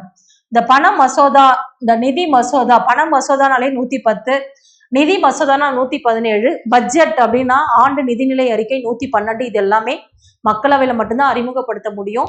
குடியரசுத் தலைவரோட முன் அனுமதி பெற்றுதான் அப்படின்னு சொல்றாங்க. ஃபர்ஸ்ட் வீட்டோ பவர்னா என்ன அப்படின்னா 2 அவையிலையும் ஒரு மசோதா பாஸ் பண்ணி குடியரசுத் தலைவர் கைக்கு போகும். குடியரசுத் தலைவர் 3 விஷயம் பண்ணலாம் அப்படின்னு கொடுத்துருப்பாங்க. கையெழுத்து போடலாம், நிறுத்தி வைக்கலாம், மீண்டும் பார்லிமெண்ட்டுக்கே அனுப்பலாம். இப்போ பார்லிமெண்ட் அவர் சொன்னதை ஏத்துக்கிட்டாமே திரும்பி அமுச்சு விட்டாங்கன்னா அவர் கண்டிப்பா கையெழுத்து போடணும்னு கொடுத்துருப்பாங்க. இதான் veto power. 4 types of veto power இருக்கு. குவாலிஃபைடு நம்ம இந்தியன் கவர்மெண்ட்டுக்கு கிடையாது, இந்தியன் பிரசிடென்ட்டுக்கு கிடையாது. என்ன சொல்றாங்கன்னா பண மசோதா பொறுத்த அளவுக்கு குடியரசுத் தலைவரோட முன் அனுமதி பெற்றுதான் மக்களவையிலே அறிமுகப்படுத்துவாங்க. இதுக்கு வீட்டோ அதிகாரத்தை பயன்படுத்த வேணாம். அடுத்தது பாருங்க, அரசியலமைப்பு சட்டத்திருத்த மசோதா தொடர்பாக குடியரசுத் தலைவருக்கு தடுப்பு அதிகாரம் எதுவும் இல்லை. ஆமா, அரசியலமைப்பு சட்டத்திருத்த மசோதாவுக்கெல்லாம் வீட்டோ பவர்ஸ் கிடையாது. குடியரசுத் தலைவர் தனது பரிசீலனைக்காக ஒதுக்கப்பட்ட மாநில சட்டங்கள் மீது வீட்டோ அதிகாரத்தை பயன்படுத்தலாம். ஆமா, 2 மற்றும் 3 மட்டும் தான் சரி, 1 தப்பு. பண மசோதா, நிதி மசோதா, ஒரு மாநிலத்தை உருவாக்கும் மசோதாவுக்கெல்லாம் குடியரசுத் தலைவரோட முன் அனுமதி வேணும். Money bill, financial bill, annual financial statement, இதெல்லாம் குடியரசுத் தலைவரோட பீரியடா பெர்மிஷன் வாங்கிட்டு தான் மக்களவையில கொண்டு வந்து அறிமுகப்படுத்த முடியும். அடுத்த கொஸ்டின் பார்க்கலாம். 22வது question. To draft the Indian Constitution, the 7 members of the drafting committee was set up on August 29, 1947 under the chairmanship of Dr. B.R. Ambedkar. Who among the following was replaced by Madhava Rao in the drafting committee? இந்திய அரசியலமைப்பு சட்டத்தினை எழுதுவதற்காக அம்பேத்கர் தலைமையில் 7 பேர் கொண்ட வரைவு குழு August 29, 1947 அமைக்கப்பட்டது. வரைவு குழு உறுப்பினர்களில் மாதவ ராவ் என்பவர் பதிலாக மாதவ ராவ் யாருக்கு பதிலா நியமிக்கப்பட்டார்? BL மிட்டர். எம்க்கு பதிலா எம் நியமனம் பண்ணாங்க, கேக்கு பதிலா கேவ நியமனம் பண்ணாங்க, ஞாபகம் வச்சுக்கோங்க. மாதவ ராவ் அப்படின்றவர் மிட்டருக்கு பதிலாகவும், கிருஷ்ணமாச்சாரி அப்படின்றவர் கெய்தானுக்கு பதிலாகவும் நியமனம் பண்ணிருப்பாங்க. மிட்டர் விலகிடுவாரு, கெய்தான் இறந்து போயிடுவார். சரியா? அடுத்தது 23வது கொஸ்டின் பாருங்க. ஃபைண்ட் த கரெக்ட் பேர், சாரி, ஃபைண்ட் த இன்கரெக்ட் பேர், தவறான இணையை கண்டறிக. 4A 42வது சட்டத்திருத்தம் இந்திரா காந்தி பீரியட்ல தான் பிரதமர் இந்திரா காந்தியா இருந்தாங்களா அப்படின்னாக்கா ஆமா. 9வது பகுதி 73வது சட்டத்திருத்தம் PV நரசிம்மராவ். ஆமா. 9B அப்படின்றது 97வது சட்டத்திருத்தம் மன்மோகன் சிங் இருந்தாரானா? ஆமா. 97வது சட்டத்திருத்தம் 2011. இது தப்பா இருக்கு. 14A 44வது சட்டத்திருத்தம் மொராஜி தேசாய். மொராஜி தேசாய், இதுவும் சரி, மொராஜி தேசாயும் சரி. 97வது சட்டத்திருத்தம் 2011 மன்மோகன் சிங் இருப்பாரு, இது மட்டும் தான் தவறா இருக்கு, மற்றது எல்லாமே சரி. அடுத்தது பாருங்க, அடிப்படை உரிமைகளை மீறுவதற்காகவோ அல்லது பறிப்பதற்காகவோ அரசு எந்த சட்டங்களையும் இயற்றக்கூடாது என்று இந்திய அரசியலமைப்பில் எந்த சட்டப்பிரிவு கூறுகிறது? Which article of the Indian Constitution states that the state shall not make any laws that violates or abridges fundamental rights? என்ன சொல்றாங்கன்னா 12வது ஆர்டிகல் அரசு என்பதற்கான வரையறை கொடுத்துப்பாங்க. 13ல அடிப்படை உரிமை மீற மாதிரி சட்டம் போட்டா அந்த சட்டம் செல்லாது, எந்த சட்டம் போட்டாலும் ஜுடிஷியல் ரிவ்யூ பண்ணுவாங்க அப்படின்னு கொடுத்திருப்பாங்க, நீதி புனராய்வு பண்ணிருப்பாங்க. அப்படி இல்லைன்னா எந்த ஒரு சட்டமும் செல்லுபடி ஆகாதுன்னு கொடுத்துருப்பாங்க. 13 சப் கிளாஸ் 2ல தான் சொல்லிருப்பாங்க. அடிப்படை உரிமைகளை மீறுவதற்காகவோ அது பறிக்குவதற்காகவோ அரசு எந்த சட்டங்களையும் இயற்றக்கூடாதுன்னு சொல்றாங்க. அடுத்தது 25வது கொஸ்டின் பாருங்க. அனைத்து அரசுக்கு நெறிமுறை கோட்பாடுகளும் செயல்பட்டு இருந்தால் நமது நாடு பூமியோட சொர்க்கமா இருக்கும்னு சொன்னது MC சாக்லா. MC சாக்லா அப்படின்னு கூட எழுதலாம், சுக்லா அப்படின்னு கொடுத்துருக்காங்க, இது சாக்லா அப்படின்னு ஞாபகம் வச்சுக்கோங்க. சாக்லா தான். கிரான்வில் ஆஸ்டின் அப்படின்றவர் என்ன சொல்றாருன்னா, DPSP என்பது இந்திய அரசியலமைப்பின் மனசாட்சி. DPSP is the conscience of the constitution அப்படின்னு சொல்லிருப்பாரு. LM சிங்வி வாழ்க்கை தரும் வாய்ப்புகள், சமூக நீதி தத்துவம் அப்படின்னு சொல்லிருப்பாரு. சரியா? அடுத்த கொஸ்டின் பாருங்க, 26வது question. In the case of Dr. Jaya Thakur versus Union of India 2026, the Supreme Court ruled that the systematic exclusion, stigma, the lack of sanitation facilities faced by the young girls in the school during the menstruation resemble a social evil prohibited under which article of the Indian Constitution? Jaya Thakur எதிர் இந்திய ஒன்றியம் 2026 வழக்கின் போது உச்சநீதிமன்றம் வழங்கிய தீர்ப்பின்படி பள்ளிகளில் மாதவிடாய் காலத்தில் உள்ள சிறுமிகள் எதிர்கொள்ளும் முறையான புறக்கணிப்பு, களங்கம், சுகாதார வசதிகள் இன்மை ஆகியவை இந்திய அரசியலமைப்பின் எந்த சட்டப்பிரிவின் கீழ் தடை செய்யப்பட்ட சமூக தீமை அப்படின்னு சொல்றாங்க. ஆர்டிகல் 17 தீண்டாமை ஒழிப்பை பத்தி சொல்லிருப்பாங்க. தீண்டாமை ஒழிப்பை பத்தி தான் இந்த கேஸ் சொல்லுது. நமக்கே தெரியும் 15 ஒருவரை சாதி மதம் இனம் பாலினம் பிறப்பிடம் அடிப்படையில் பாகுபாடு காட்டக்கூடாதுன்னு 23 23 கொத்தடிமை பத்தி சொல்லிருப்பாங்க. 24 குழந்தை தொழிலாளரை பத்தி சொல்லிருப்பாங்க. இந்த மாதவிடாய் காலத்தில் உள்ள சிறுமிகள் எதிர்கொள்ளும் முறையான புறக்கணிப்பு களங்கம் இதெல்லாமே சட்டப்பிரிவு 17 தான் சொல்லுது. தீண்டாமை ஒழிப்பு, abolition of untouchability. Untouchability act எப்ப போட்டாங்கன்னா 1955. குடியுரிமை சட்டம் எப்ப போட்டாங்கன்னா 1955. அத்தியாவசிய பொருட்கள் சட்டம் 1955. பரிசு போட்டி சட்டம் அப்படின்னு சொல்லுவாங்க. Price competition act 1955. அடுத்தது இந்து திருமண சட்டம், இந்து மேரேஜ் ஆக்ட் 1955. அடுத்தது பாருங்க, பின்வரும் இந்திய குடியரசுத் தலைவர்களை கால வரிசைப்படுத்துக. Arrange the chronological order of the following president of India based on the tenure. இது எப்பயுமே எக்ஸாம்ல கேட்டுக்கிட்டே இருக்கிற கொஸ்டின். ஃபர்ஸ்ட் ஜாகீர் ஹுசேன் இருப்பாரு, அதுக்கப்புறம் கியானி ஜெயில் சிங், அப்புறம் KR நாராயணன், திரௌபதி முர்மு. நிறைய வீடியோஸ் என்னோடது இருக்கும் பாருங்க. இந்த குடியரசுத் தலைவர், துணை குடியரசுத் தலைவர், பிரதமரோட பட்டியல் எப்படி ஞாபகம் வச்சுக்கிறதுன்னு அதை பார்த்தீங்கனாலே இதை எழுதிடலாம். பாருங்க 2, 3, 1, 4 கரெக்டா வந்துருச்சு. டாக்டர் ஜாகீர் ஹுசேன் அப்படின்றவர் 3ஆவதா வருவாரு. ஃபர்ஸ்ட் ராஜேந்திர பிரசாத், அப்புறம் ராதாகிருஷ்ணன், ஜாகீர் ஹுசேன். விவி கிரி, நீதிபதி இதயத்துல்லா விவி கிரி, பக்ருதீன் அலி Ahmed, PT Jatti, Neelam Sanjiva Reddy, Giani Zail Singh, R Venkataraman, Shankar Dayal Sharma, KR Narayanan, APJ Abdul Kalam, Pratibha Patil, Pranab Mukherjee, Ramnath Kovind, Droupadi Murmu. அந்த chronological ஆர்டர் தெரிஞ்சாலே இதை நம்ம எழுதிடலாம். இதை பார்த்துக்கோங்க. நிறைய ஷார்ட்ஸ் கூட இருக்குது, இப்போ அதை எடுத்து பார்த்துக்கோங்க. அடுத்தது 28வது கொஸ்டின் பாருங்க. On November 26, 1949, the day of the Constitution was adopted. 15 articles came into force. Which of the following article is not among those 15 article? அரசியலமைப்பு சட்டத்தை ஏற்றுக்கொண்ட நாளான நவம்பர் 26, 1949 அன்று 15 சட்டப்பிரிவுகள் நடைமுறைக்கு வந்தன. பின்வருவற்றுள் அந்த 15 சட்டப்பிரிவுகளில் தவறானது எது? 15 சட்டப்பிரிவுல எது தவறானதுன்னு கேட்கறாங்க. 15 ஆர்டிகல் நவம்பர் 26, 1959 எடுத்துப்பாங்க. 49 ஏத்துக்கிறப்பயே நம்மளுடைய கான்ஸ்டியூஷன் அரசியல் நிர்ணய சபையால் ஏற்றுக்கொள்ளப்பட்டது எப்பன்னா நவம்பர் 26, 1949. அந்த நவம்பர் 26 தான் சட்ட தினமா இல்லைன்னா கான்ஸ்டியூஷன் டேவா கொண்டாடுறோம். 15 ஆர்டிகல் நடைமுறைப்படுத்தினாங்க. குடியுரிமை சம்பந்தமா 5, 6, 7, 8, 9 இத்தனை ஆர்டிகல். குடியரசுத் தலைவரான சம்பந்தமான ஆர்டிகல் 60. தேர்தல் ஆணையத்துக்கு சம்பந்தமான ஆர்டிகல் 324. இது 3 தான் ஞாபகம் வச்சுக்கணும். சட்டப்பிரிவு 5 இருக்குது, 60 இருக்கு, 324 இருக்கு, சட்டப்பிரிவு 32 கிடையாது. சரியா? அடுத்தது 29வது கொஸ்டின் பாருங்க. Consider the following statement. பின்வரும் கூற்றுகளை கவனி.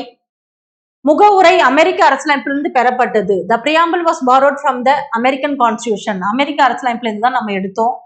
இந்திய அரசியலமைப்பின் முகவுரையை வடிவமைத்தவர் பியோகர் மனோகர் சின்ஹா, நந்தலால் போஸ் ஆகியோர் வடிவமைத்தனர். இந்த முகவுரையை வடிவமைத்தவர் பியோகர் மனோகர் சின்ஹா மற்றும் நந்தலால் போஸ். முகவுரையில் கூறப்படும் சமூக பொருளாதார மற்றும் அரசியல் நீதி என்ற கருத்துக்கள் பிரெஞ்சு புரட்சியிலிருந்து எடுக்கப்பட்டது. பிரெஞ்சு புரட்சியிலிருந்து எடுக்கப்பட்டது. சுதந்திரம், சகோதரத்துவம், சமத்துவம், liberty, equality and fraternity. It was adapted from French revolution 1789 அப்படின்னு படிப்போம். The socio economic and political rights, இது ரஷ்ய புரட்சியிலிருந்து எடுத்திருப்பாங்க 1917. அதனால ஆன்சர் பாருங்க 1, 2 சரி, 3 தவறு. அடுத்த கொஸ்டின் பாருங்க. பின்வருவற்றுள் பொருந்தாத ஒன்றை தேர்வு செய்க. தீண்டாமை ஒழித்தல். தீண்டாமை ஒழிப்பை பத்தி சொல்ற ஆர்டிகல் 17. சட்டத்தின் முன் அனைவரும் சமம் 14. மத விவகாரங்களை நிர்வகிப்பதற்கான உரிமை 26. கிராம பஞ்சாயத்தை அமைத்தல் ஆர்டிகல் 40. இது மட்டும் DPSP சொல்லியிருக்காங்க. மற்றது எல்லாமே அடிப்படை உரிமைகள், ஃபண்டமெண்டல் ரைட்ஸ்ல சொல்லிருக்காங்க. சரியா? அடுத்த கொஸ்டின் பாருங்க. 41வது கொஸ்டின்.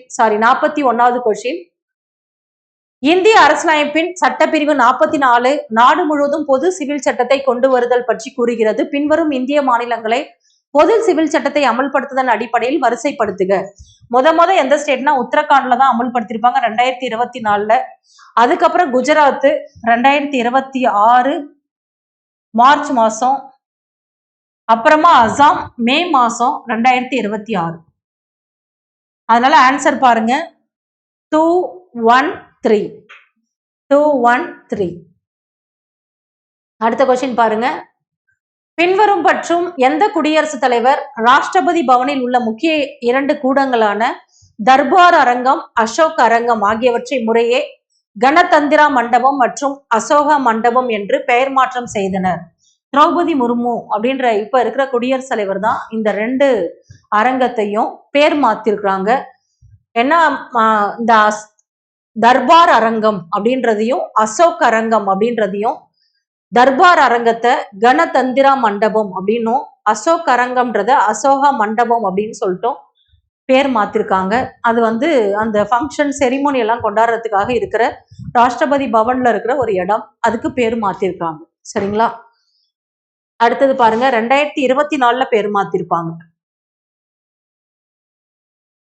தமிழக முதலமைச்சர் ஜோசப் விஜயால் பெண்கள் மற்றும் குழந்தைகளுக்கு எதிரான குற்றங்களை உடனடியாக கட்டுப்படுத்தும் நோக்கத்தோடு ஜூன் 9, 2026 ஜூன் 9, 2026 அன்று சிங்கப்பெண் திட்டம் தொடங்கப்பட்டது.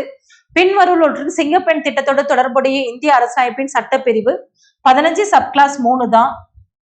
ஒருவரை சாதி, மதம், இனம், பாலினம், பிறப்பிடம் அடிப்படையில் பாகுபாடு காட்டக்கூடாது அப்படின்னு சொன்ன அதே அரசாங்கம் பெண்கள் மற்றும் குழந்தைகளுக்கு சட்டங்கள் போடலாம் அப்படின்னு சொல்லிட்டு முதல் சட்ட திருத்தம் 1951 போட்டிருப்பாங்க. அதனால நிறைய சட்டங்கள் எல்லாம் போடலாம் அப்படின்னு சொல்லிருப்பாங்க. 13 சப்கிளாஸ் 3 தான் சொல்லுது. உங்களுக்கு தெரியும், 16 பொது வேலைவாய்ப்பில் சம வாய்ப்பு, 20 குற்றம் சுமத்துவது பாதுகாப்பு, 30 என்ன படிச்சோம் அப்படின்னா 29, 30 கல்வி மற்றும் கலாச்சார உரிமை. இதுல ஆர்டிக்கல் எது வரும்னா 15 சப்கிளாஸ் 3 தான் வரும். அடுத்த கொஸ்டின் பாருங்க, பின்வருவனவற்றில் இந்திய குடியரசு துணைத் தலைவர் தொடர்பான கூற்றுகளில் தவறானது எது? எது தப்புன்னு கேட்கிறாங்க. இவர் மாநிலங்களவையின் தலைவராக பணியாற்றுகிறார். இவர் இந்திய கலாச்சார தூதுவராக உலக நாடுகளில் சுற்றுப்பயணம் செய்கிறார். குடியரசுத் தலைவர் இல்லாத போது அவரின் பணிகளை துணை குடியரசுத் தலைவர் செய்கிறார். குடியரசு துணைத் தலைவராக தேர்ந்தெடுக்கப்படும் நபர் 35 வயது நிரம்பியவராக இருக்க வேண்டும். 35 வயசு யாருக்கெல்லாம் படிப்பீங்க அப்படின்னா குடியரசுத் தலைவர், துணை குடியரசுத் தலைவர், ஆளுநர். 30 வயசு ராஜ்யசபா எம்பி ஆகும்னா 30 வயசு, சட்ட மேலவை உறுப்பினர் ஆகுனாலும் 30 வயசு. 25 வயசு லோக்சபா எம்பி ஆகும்னா 25 வயசு, சட்ட பேரவை உறுப்பினர் எம்எல்ஏ ஆகும்னாலும் 25 வயசு. 21 வயசு லோக்கல் செல்ஃப் கவர்மெண்ட். ஓகேவா? அடுத்தது 45வது கொஸ்டின், அசர்ஷன் அண்ட் ரீசன். ஈஸியான கொஸ்டின் தான். ஜனவரி 26 is celebrated as Republic Day in India every year. ஆமா.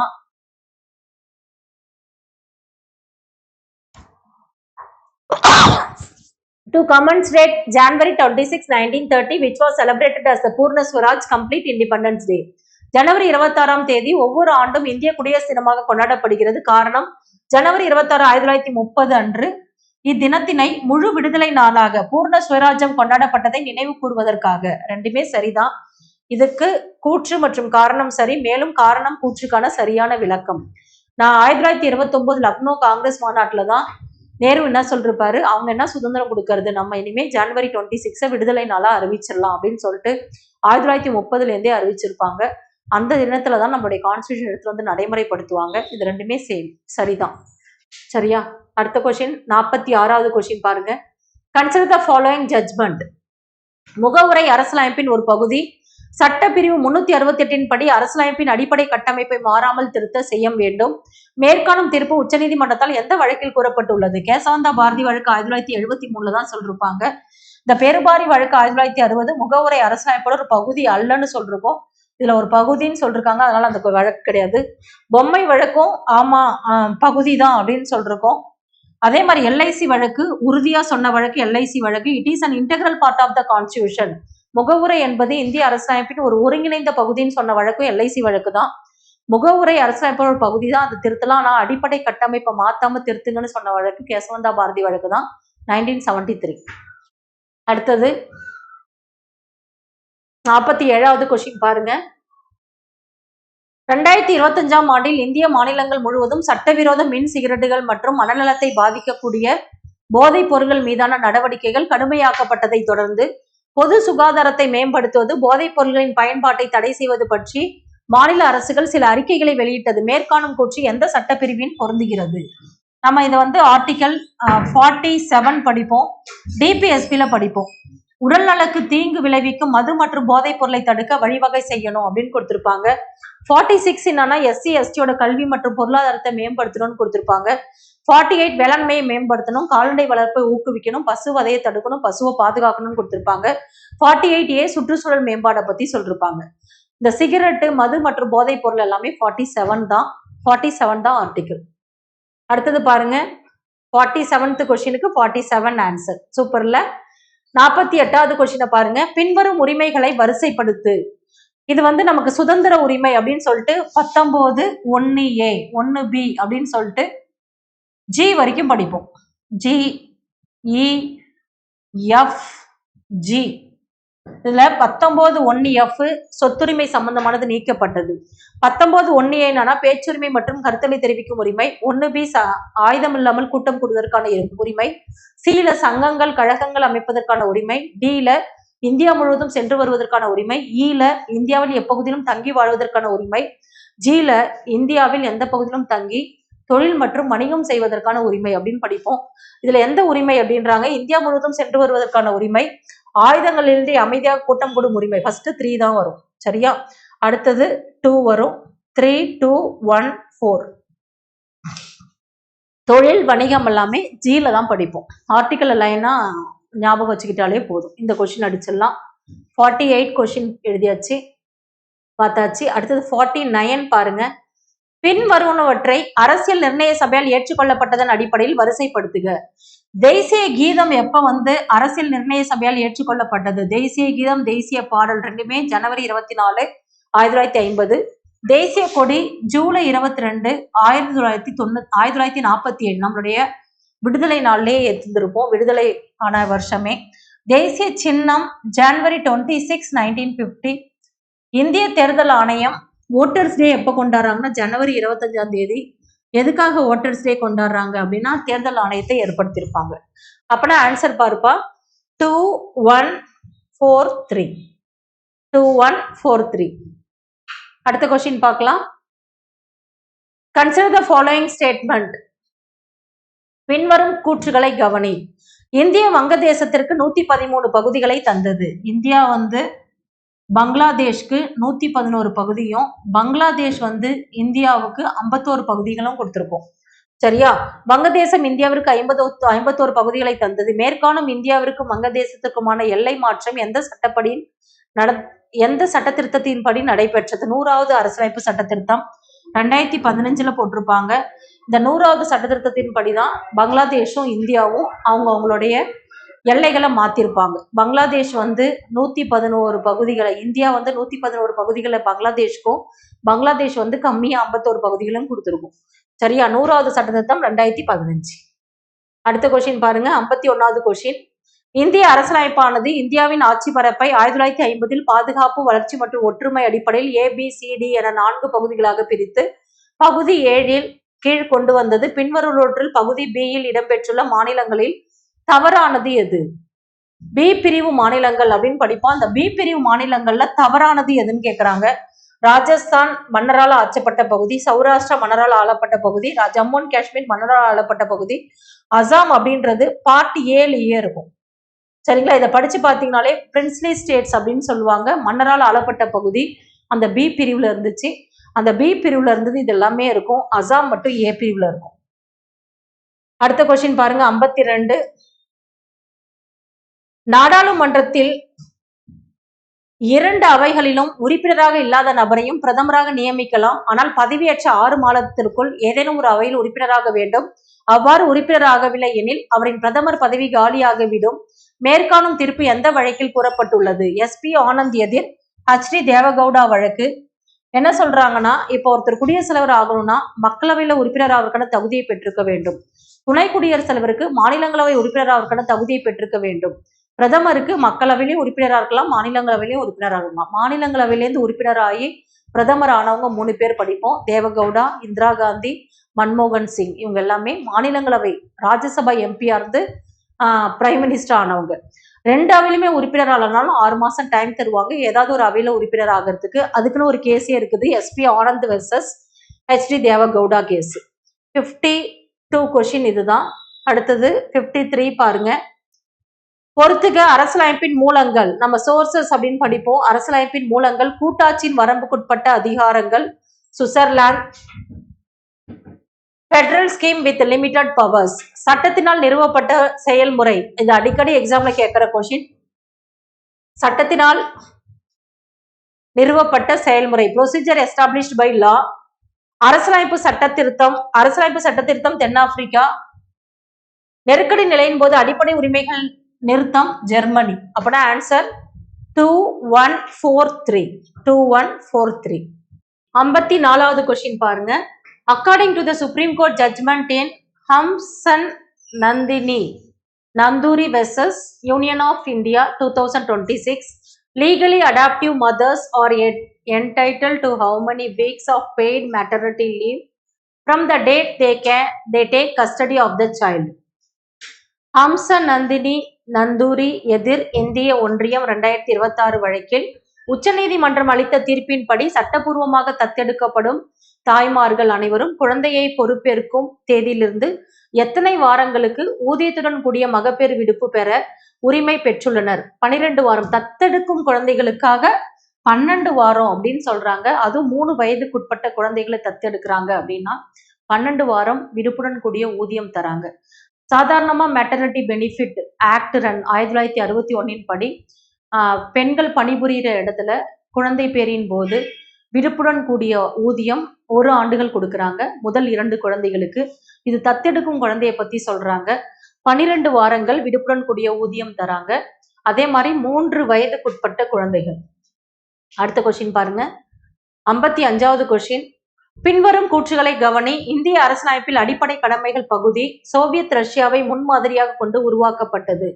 சோவியத் ரஷ்யா அப்படின்றதுதான் நம்மளுடைய ஃபண்டமெண்டல் டியூட்டிஸ் எடுத்தோம். சரிதான். ஸ்வரன் சிங் குழு 8 அடிப்படை கடமைகளை பரிந்துரைத்தது.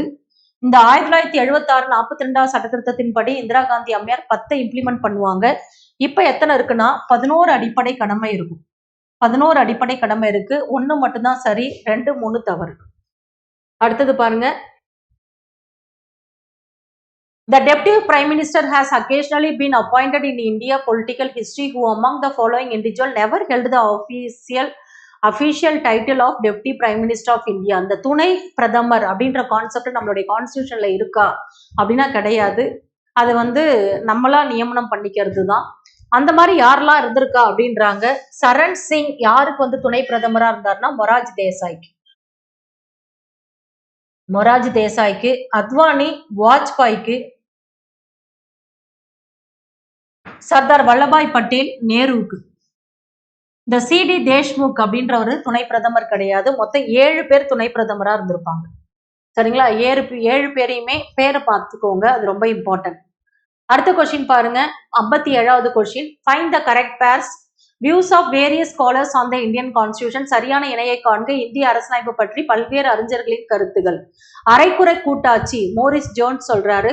பேரம் பேசப்பட்ட கூட்டாட்சி KC வியர். அதே மாதிரி அரை கூட்டாட்சி குவாசி ஃபெடரலிசம் அப்படின்னு சொன்னதும் KC வியர் தான் வருவாரு. கூட்டுறவு கூட்டாட்சி கிரான்வில் ஆஸ்டின். அதீத கூட்டாட்சி அப்படின்னு ஒருத்தர் சொல்வாரு, பால் ஆப்பிள் பை. இந்த அதிகார குவிப்பு கூட்டாட்சின்னு சொன்னது KM முன்ஷி கிடையாது, சர் ஐவர் ஜென்னிங் சொல்லிருப்பாரு. இது மட்டும்தான் தப்பு, மற்றது எல்லாமே சரி. அரைக்குறை கூட்டாட்சி அப்படின்னா quasi federalism Morris Jones, bargaining federalism KC wear, cooperative federalism கிரான்வில் Austin, அதீத கூட்டாட்சி எக்ஸ்ட்ரீம் ஃபெடரலிசம் சொன்னது பால் ஆப்பிள் பை. இந்த அதிகார குவிப்பு கூட்டாட்சின்னது சர் ஐவர் ஜென்னிங்ஸ். அடுத்தது பாருங்க. குரோனாலஜிக்கல் ஆர்டர் கேட்டிருக்காங்க. பின்வரும் இந்திய மாநிலங்களை உருவாக்கப்பட்ட சட்டத்திருத்தம் அடிப்படையில் வரிசைப்படுத்து. த மிசோரம், அருணாச்சல பிரதேஷ், கோவா. மிஸ் பேர் அருணா கோவா போறாங்க அப்படின்னு ஞாபகம் வச்சுக்க சொல்லுவேன். 1987ல உருவாக்குனாங்க. இது சட்ட திருத்தம் கேட்கிறாங்க. மிசோரம் 53வது சட்ட திருத்தம், அருணாச்சல பிரதேஷ் 55வது சட்ட திருத்தம், கோவா 56வது சட்ட திருத்தம். சரிங்களா? அதுக்கப்புறம் தான் தெலுங்கானா 2014. ஆன்சர் பாருங்க 3412. மிஸ் பேர் அருணா கோவா போறாங்க 1957. இப்படின்னு ஞாபகம் வச்சுக்கிட்டாலே நம்ம சட்ட திருத்தம் ஈஸியா ஞாபகம் வச்சுக்கலாம். 53, 55, 56. கடைசியா இந்த ஆந்திரா மறுசீரமைப்பு சட்டத்தின்படி ஆந்திராவையும் தெலுங்கானாவையும் ஜூன் 2, 2014 பிரிச்சிருப்பாங்க. அடுத்த கொஸ்டின் பாருங்க, 59வது கொஸ்டின். பின்வரும் கூற்றுகளில் தவறானது எது? எதிர்கட்சி தலைவர். இந்த எதிர்கட்சி தலைவர் அப்படின்ற கான்செப்ட் அப்போஷன் பார்ட்டி அப்படின்ற கான்செப்டோ அப்போஷன் லீடர் அப்படின்ற கான்செப்டும் நம்மளுடைய கான்ஸ்டியூஷன்ல கிடையாது. த லீடர், எதிர்கட்சி தலைவர் பற்றி அரசியலமைப்பு சட்டத்தில் குறிப்பிடப்படவில்லை. The leader of the opposition is not mention in the constitution. ஆமாங்க, இது சொல்லல. எதிர்கட்சி தலைவர் பதவி நாடாளுமன்ற சட்டத்தால் உருவாக்கப்பட்டது. எதிர்கட்சி தலைவர் யாருக்கு இணையானவர்? கேபினட் அமைச்சருக்கு இணையானவர். இந்த எதிர்கட்சி தலைவர் பதவி முதலாக 1969 அதிகாரப்பூர்வமாக அங்கீகரிக்கப்பட்டது. 1969 அதிகாரப்பூர்வமா அறிவிக்கப்பட்டப்ப யார் தான்? ராம் சுபாத் சிங் அப்படின்னு இருப்பாரு. 1977 தான் சட்டப்பூர்வ அங்கீகாரம் பெற்றது. YB சவான் அப்படின்னு ஒருத்தர் இருப்பார். 1977 YB சவான், ஃபர்ஸ்ட் ராம் சுபாத் சிங்.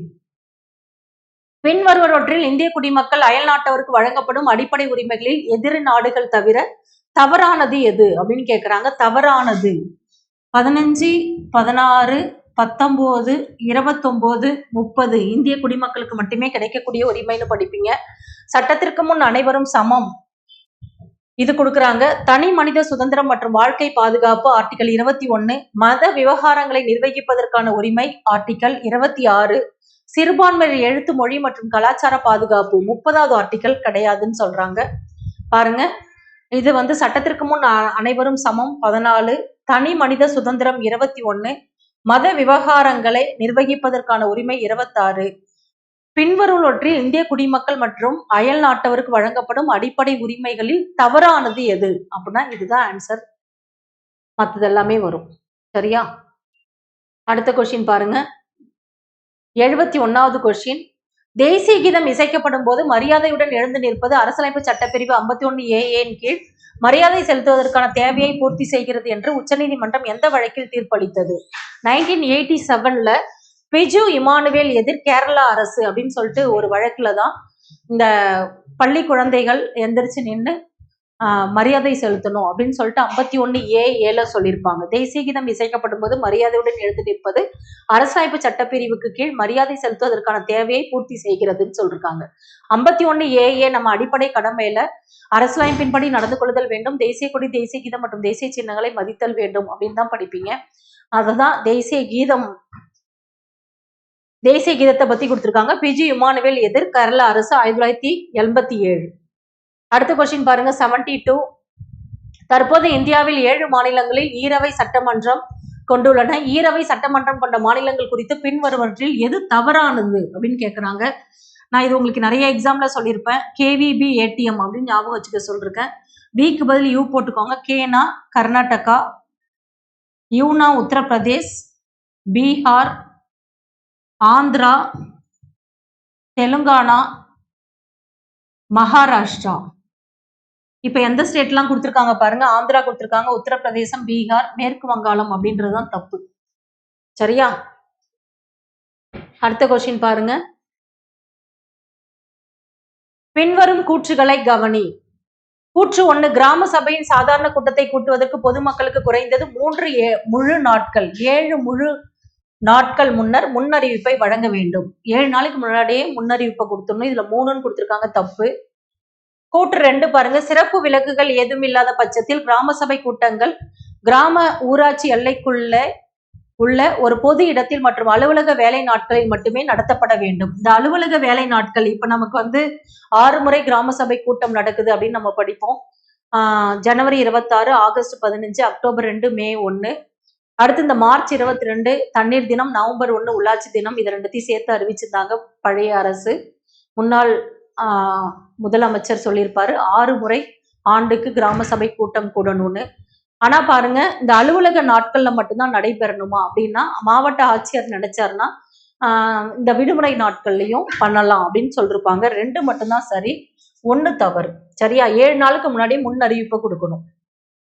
அடுத்த கொஸ்டின் பாருங்க, 1951ல இருந்து 52ஆம் ஆண்டுக்கு பிறகு பின் நடைபெற்ற மக்களவை தேர்தலில் இருந்து தேர்ந்தெடுக்கப்பட்ட இந்திய பிரதமர்களை அவர்களின் பதவி காலம் அடிப்படையில் கால வரிசைப்படுத்து ஜூன் 30 2026. ஜூன் 30 2026 கொடுத்துருக்கிறப்பயே உங்களுக்கு தெரிஞ்சிருக்கணும்.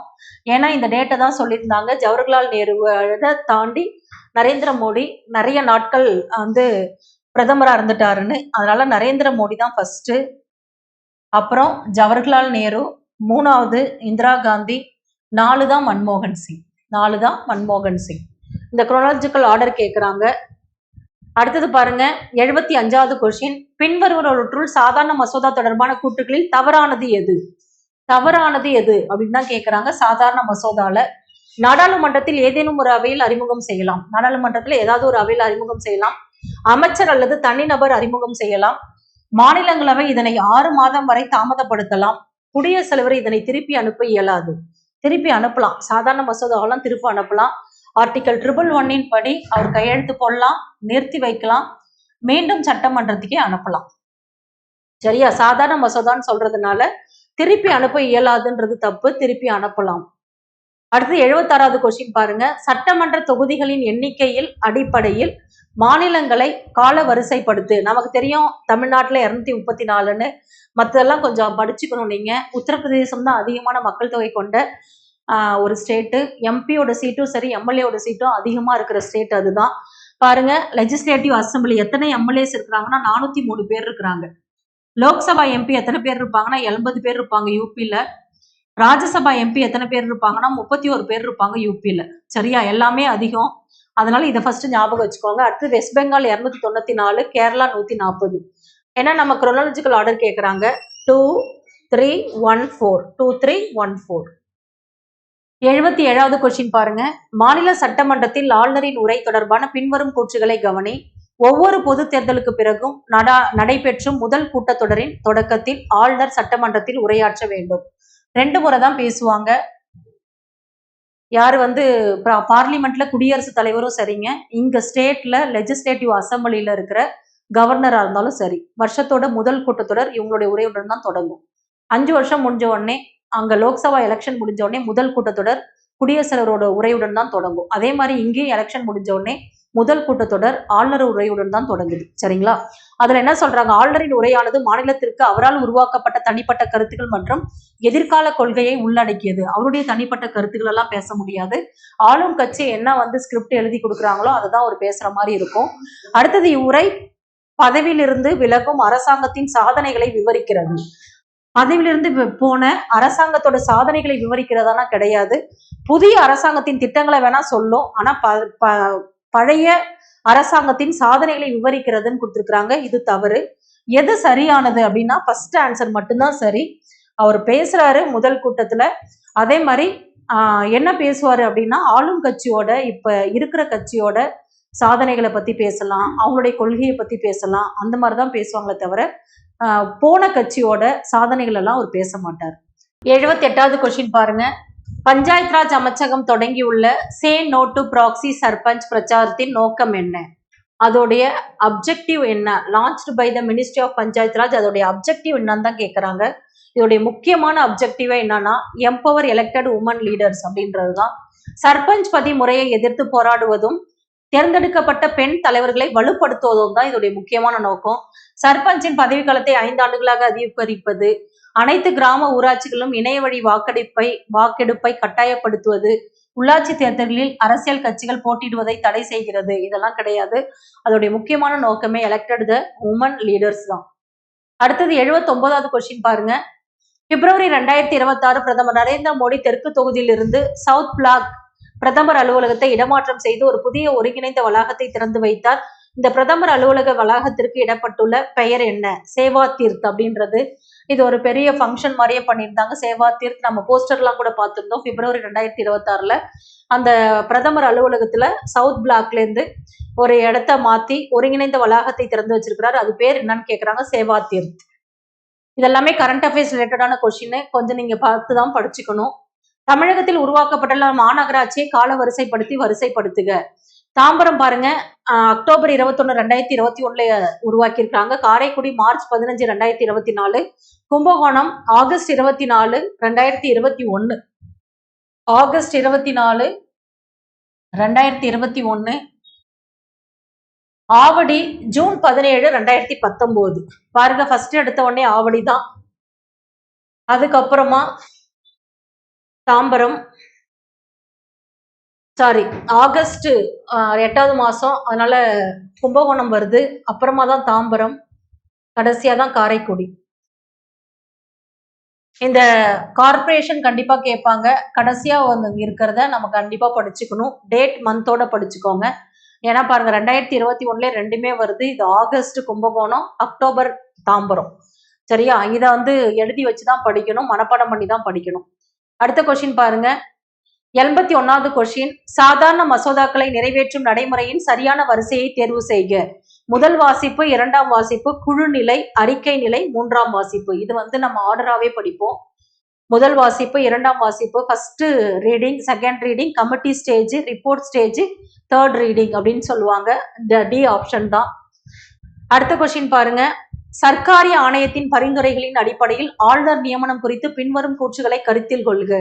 எப்பயுமே இந்த சர்க்காரிய குழுவுக்கும் ராஜமன்னார் குழுவும் நல்லா டிஃபரன்சியேஷன் பண்ணி படிச்சுக்கணும்.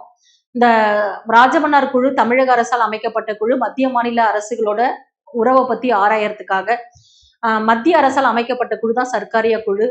இந்த அந்த ஐஏஎஸ் ஐபிஎஸ் எல்லாத்தையும் எடுத்துடணும் அப்படின்னு சொல்ற குழு ராஜமன்னார் குழு.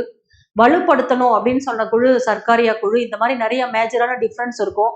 இந்த சர்க்காரிய குழுல என்ன சொல்றாங்கன்னு கேட்கறாங்க. ஆளுநர் அந்த மாநிலத்திற்கு வெளியிலிருந்து தேர்ந்தெடுக்கப்பட்ட ஒரு சிறந்த ஆளுமையாக இருக்க வேண்டும்.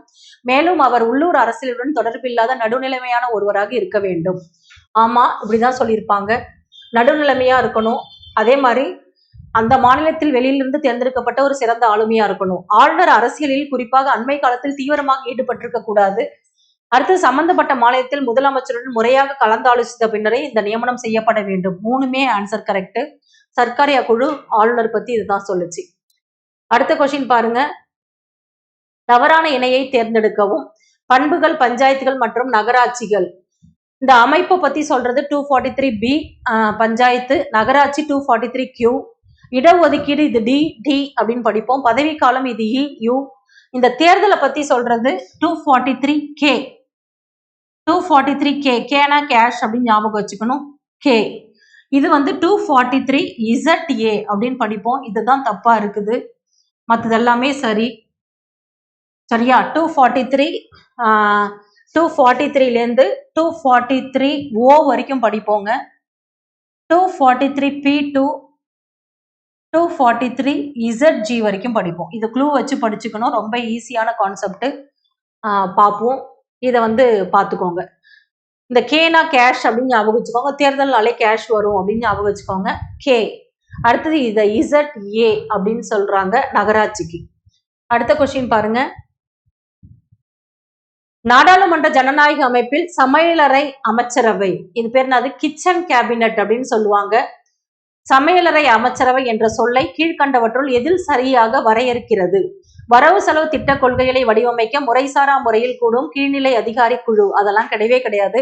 அவருக்கு ரொம்ப முக்கியம் வாய்ந்தவங்களை நெருக்கமா வச்சுப்பாரு. பாருங்க, பிரதமர் மற்றும் அவருக்கு மிகவும் நெருக்கமான செல்வாக்கு மிக்க 2 முதல் 4 வரையிலான சகாக்களை கொண்ட அரசமைப்பு அப்பாற்பட்ட ஒரு முறைசாரா அமைப்பு தான் கிச்சன் கேபினட்னு சொல்லுவாங்க. இதை நம்ம படிக்கிறப்பே படிப்போம். அடுத்தது பாருங்க, ஆளும் அரசாங்கத்தின் செயல்பாடுகளை கண்காணிக்க எதிர்க்கட்சி உறுப்பினர்களால் மட்டுமே அமைக்கப்பட்ட ஒரு குழு கிடையாது. அரசியலமைப்பு சட்டத்தில் விரிவாக குறிப்பிடப்பட்டுள்ள ஒரு முறையான சட்டமியற்றும் அமைப்பு. இதெல்லாம் வந்து சட்டமியற்றும் அமைப்பு எல்லாம் கிடையாதுங்க. இது அரசியலமைப்புக்கு அப்பாற்பட்ட ஒரு முறைசாரா அமைப்பு. பிரதமர் அவருடைய சகாக்கள் எல்லாத்தையும் ஒன்னா வச்சுப்பாரு. அதுதான் கிச்சன் கேபினட் அப்படின்னு சொல்லுவாங்க. அடுத்த கொஸ்டின் பாருங்க. 85வது கொஸ்டின். ஆளுநர் ஒரு மசோதாவை நிறுத்தி வைக்கும் சூழ்நிலை குறித்து பின்வரும் கூற்றுகளில் எது தவறானது? எது தவறானதுன்னு கேக்குறாங்க. ஆளுநரோட மசோதா பத்தி சொல்ற ஆர்டிகல், இது வந்து பிரசிடென்ட பத்தி சொல்ற ஆர்டிகல் 111, ஆளுநர் பத்தி சொல்ற ஆர்டிகல் 200. இவர் 4 விஷயம் பண்ணலாம். கையெழுத்து போடலாம், நிறுத்தி வைக்கலாம், மீண்டும் சட்டமன்றத்துக்கு அனுப்பலாம். அவருக்கு இன்னும் டவுட்டா இருந்ததுன்னா குடியரசுத் தலைவருக்கு அனுப்பி விடலாம் அப்படின்னு படிப்பீங்க.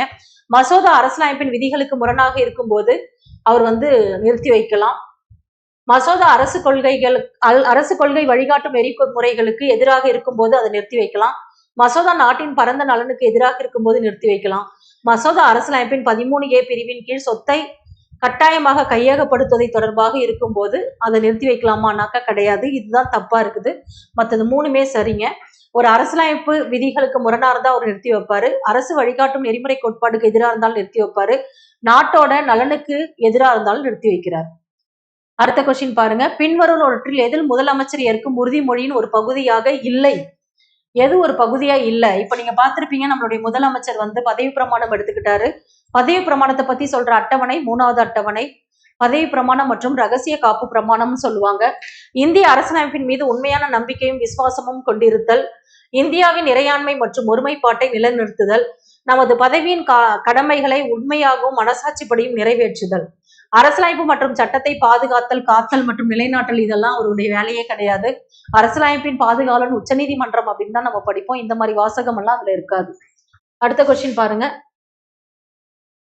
தமிழ்நாட்டில் உள்ளாட்சி அமைப்புகளுக்கான முதல் 4 தொடர்ச்சியான சாதாரண தேர்தல்கள் நடைபெற்ற ஆண்டுகளின் சரியான வரிசையை பின்வருவற்றுள் எது காட்டுகிறதுன்னு கேக்குறாங்க. 96, 2001, 2006, 2011. இந்த 4 வருஷம் தான் வரிசையான அந்த தேர்தல் நடந்திருக்கு தமிழ்நாட்டு உள்ளாட்சி அமைப்புகள்ல.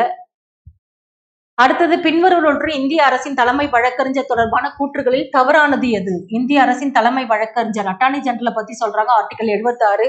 இவர் இந்தியாவின் உயர்ந்த சட்ட மற்றும் முதல் சட்ட அதிகாரி. இவர் குடியரசுத் தலைவரால் நியமனம் செய்கிறார். ஆர்டிகல் 76 என்ன சொல்லும்னா குடியரசுத் தலைவரால் அவர் நியமனம் செய்கிறார் சொல்லும். இவர் உச்சநீதிமன்ற நீதிபதிகளுக்கு தகுதிகளை பெற்றுக்க வேண்டும். இவர் கேபினெட் கூட்டங்களில் கலந்து கொள்ளலாம், ஆனால் வாக்களிக்க முடியாது. 2 அவையிலுமே கூட்டத்துல கலந்துக்கலாம், பேசலாம், ஆனா ஏதாவது ஒரு மசோதாவுக்கு வாக்களிக்க முடியாது. ஆர்டிகல் 88 அப்படின்னு படிப்போம். ஆர்டிகல் 105 ஒரு எம்பிக்கு இருக்கிற எல்லா சலுகையும் அட்டார்னி ஜெனரலுக்கும் உண்டு. ஆர்டிகல் 105க்கு பார்லிமெண்டோட எம்பிக்கு இருக்கிற எல்லா சலுகையும் ஒரு அட்டார்னி ஜெனரலுக்கும் உண்டு அப்படின்னு நம்ம படிப்போம். அதான் கொடுத்திருக்கிறாங்க. இவர் வந்து யாரால் நியமிக்கப்படுகிறார்னா குடியரசுத் தலைவரால் நியமனம் செய்யப்படுகிறார். பாருங்க, 89வது கொஸ்டின் பார்க்க போறோம். அரசியலமைப்பு 131வது திருத்த மசோதா 2026 தொடர்பாக பின்வரும் கூற்றுகளை கருத்தில் கொள்க. இம்மசோதா மக்களவையின் அதிகபட்ச சட்டப்பூர்வ உறுப்பினர்களின் எண்ணிக்கை 550 850 அதிகரிக்க முன்மொழிகிறது. ஆமா, 550 850 கொண்டு வராங்க. அந்த 850 அவங்க எப்படி பிரிச்சிருப்பாங்கன்னா 815 ஸ்டேட்ஸ்க்காகவும் 35 யூனியன் டெரிட்டரிக்காகவும் பிரிச்சிருப்பாங்க. சரிங்களா?